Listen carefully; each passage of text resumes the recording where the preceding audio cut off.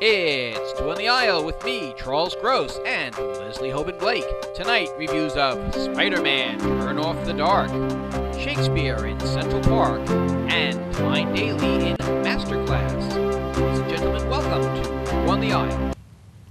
Good evening. I'm the aforementioned Charles Gross. And I'm Leslie Hoban Blake. Good evening. Okay. Well, you've probably been wondering when we would get to it. But then again, we were wondering, would it ever open? Spider-Man someday. There will be a Broadway musical about the making of Spider-Man. We call Turn on the Dark. Yes. Well, or what a lot of critics were saying, turn on the lights, we want to leave. And that was indeed the case with Spider-Man 1, which I didn't see. Did you get to see Spider-Man 1, Leslie? Oh, no, I did not. No, I wasn't going to pay for it. I'm sorry. Yes. Okay, well, former Two on the Aisle co-host Jeff Goodman actually did go and see it. And he confirmed that it was pretty much as bad as everyone said it was. So when I went to see the revised Spider-Man, Turn Off the Dark, the $72 million, that is a record many times over for a Broadway musical. I don't think there's ever been a show that was cost more than $20 million or $15 million. Just to date myself, I remember when Annie broke records by costing $1 million. I know. Okay, but $72 million. How they will ever make this back, I don't know. At the Foxwoods Theater, the only theater on Broadway that has more names than it has had shows. Anyway, so the answer is I came in with very low expectations, and they were not met. I actually did enjoy the show somewhat. It still has a lot of problems. I was there with my 16-year-old daughter, Sarah, and she said, well, it's kind of like a rock concert with a story. And that's a very apt description.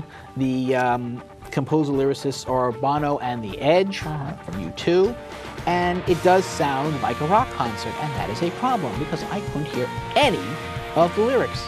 There was the only song that I could actually make out a few words was this love song sung on a fire escape between Peter Parker, a.k.a. Spider-Man, and his girlfriend Mary Jane, and that was because I saw it at the Tonys. At the Tonys, exactly. And based on what I saw at the Tonys, I'm not sure I would have liked to have heard the words anyway, but I really wish I had had that option. But it wasn't even a good rock concert. It wasn't really good rock music. It wasn't, I don't know what it was. Leslie saw the Beatles one, so she has a very high. No, it's not a question of that. I mean, there have been a lot of rock musicals, and I've liked some and I haven't liked some, but this was not a good, it was not a good score. Well, no, it was not. The problem, and it was a mediocre book. The problem is you have some very rich material. Spider-Man was one of the Marvel Revolution heroes, where they would take heroes who actually had normal everyday problems. They were short of money, or even if they saved the day, there were problems at home. And I don't think any hero emphasized that more than Spider-Man / Peter Parker. And here they do it, but they water everything down. For example, you have the story, Peter Parker gets the spider powers by being bitten by a radioactive spider, fine.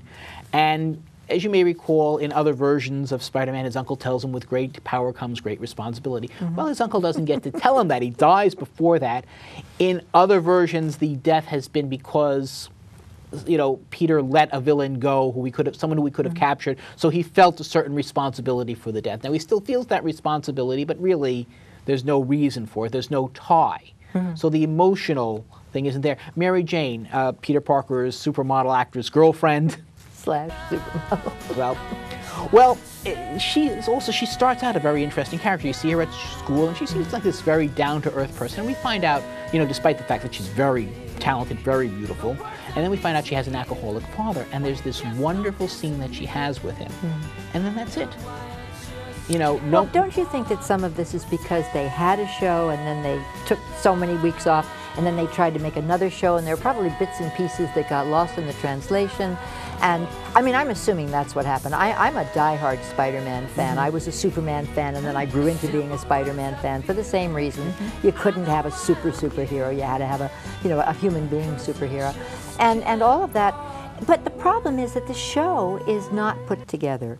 It's The villain is the most interesting character, and he's not all that interesting. Well, in this case, this is the Green Goblin. The Green Goblin. A scientist trying to battle a corporate takeover who pushes an experiment forward, and the results aren't Along with 5 or 6 cartoon character villains as well. That's another problem with the play. Those villains, if you're a Spider-Man fan, you will recognize those villains. And you will recognize that they actually have a very rich history. Each one has his own story, and with many, many volumes within the comic book. But this bunch, it's not even that they have to water the story down. It's that this bunch looks like it should be standing in front of the Times Square Toys R Us, posing for pictures, and not being in a Broadway musical. And the worst of all is Arachne, who doesn't exist. There is no Arachne in the comic books. And Arachne came about, it's something that's a leftover from Julie Taymor. Yes. And I swear, Arachne of the Greek legend. And I swear that Julie Taymor built that character about herself.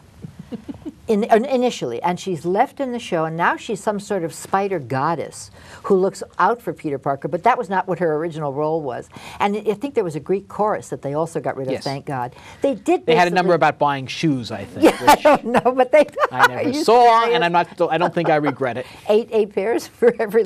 one shoe for every leg. But you know... I don't know, we're talking around it. We haven't named any of the people for the reason that, except for Reed Carney, whom I saw in Julie Taymor's film of The Tempest. They're totally forgettable. And Page, what is his first name? The one who plays the Green Goblin, Patrick Page. He plays the villain. He is very good. I mean, he looks very good. And he's a big ham, and he breaks down the fourth wall occasionally. And let me tell you about an incident that happened. I just want to get back to the villains. The whole sequence, as you said, is very cartoonish. With the what's supposed to be, there's a cartoon. Well, yes, but there are cartoons and there are cartoons. I mean, at one point in the second act, I think they have their faces flashing on these big screens. And you know what it reminded me of? Those old Marvel arcade games, like that they had in the 80s I didn't do. And the 90s. Well, that was a I did, and that's what it reminded me of. And Spider-Man capturing them, it was so lame. Well, what they did remind me of... It reminded me of the Spidey sequences in the old Electric Company TV series. Well, again, I wouldn't know that one, but what they were like for me was panels in the comic book. I mean, that's what they were meant to be, was panels in the comic book. Yeah, you know, but it didn't come off. It didn't come off very well, but I think that's what they're trying. But we haven't even mentioned the flying and the... Which is fabulous. And the battle between Spider-Man and the Green Goblin is fabulous. That, I have to give them credit for. They have stretched the envelope on this. What will happen when Mary Lou Retton wants to bring Peter Pan back? I don't know. Flying by Foy. There won't be anything left to fly with. You know, they're going to have to. She's going to have to update Flying by Foy. Well, she won't be able to find a rig in town. They'll all be on Spider-Man. But the other thing is because there are 6 Spider-Men who fly all through the show, and then the only time that Reed Carney ever actually flies is in the very end. Which is okay. That's okay. Look, I didn't know that, sometimes you have to stage it like that, and he does a good job. And I like. And nobody fell when I saw it. Did anybody fall when you saw it? No one fell when I saw it, but the equipment has an emergency shutdown. Oh. So it did shut down. They said if it's off by a millimeter, it shuts down. Well, thank goodness. And they had to stop the show. And you know what? That, for the audience, and I'm very serious, was a highlight of the show. Absolutely. Oh my goodness! I was there for a Spider-Man malfunction. There is no question that people go to see not just the show, but what's going to happen, whether anybody's going to fall. And I had this very cynical thought. Did they do it on purpose? It's not cynical. I don't think that's even cynical. With this particular show, I can understand that, completely understand that. On that. So are we going to say what we think in terms of playbill-wise? Did you like Mary Jane? Not particularly. My problem with her, again, after the scene with her father, you know, she's like, oh, Peter, it's okay that you never show up for our dates and that I don't know that you have a secret identity. It's like, I was half expecting her to sing Happy to Keep His Dinner Warm. Oh, well, I didn't think that. I mean, she had some sort of, you know, level above that.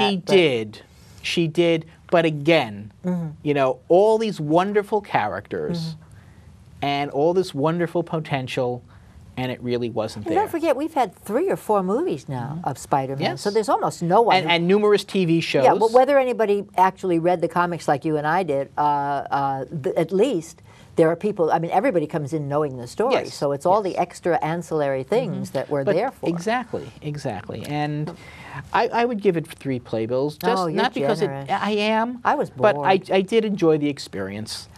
No, I'd go 2.5 maximum. If the music had been better, I would have gone further. If the music had been better and the book had been better, I could have forgiven all the ridiculous villain portrayals.